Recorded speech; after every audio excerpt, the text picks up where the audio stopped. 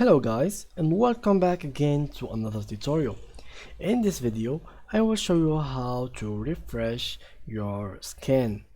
There is actually, it depends on what you mean with refresh. For me, refreshing the skin is, for example, I edited my skin, I did some stuff to my skin and I really didn't like them, so I wanted to go back as what it was before. Now what I do in this occasion is click on option, then we go to skins. From here, I think here the fifth option, and from here you can click on ignore or bitmap skins, and again from there you can current skin, choose the default skin.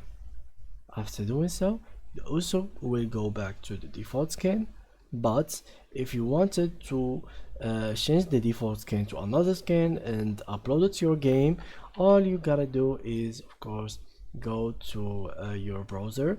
Let me just open my browser just like so, and from here guys you can go ahead and click write also skins and click on also skins from here, and this website will provide you with multiple options of skins. For example, let's choose this one and click on download, and after doing so it will take a couple seconds and you can just drag it inside the game, or you can from here open current skin folder, and from this folder you can choose the skin that you want. And that's it for this video for today guys. Please, if you enjoyed it, leave a like, and thanks a lot for watching.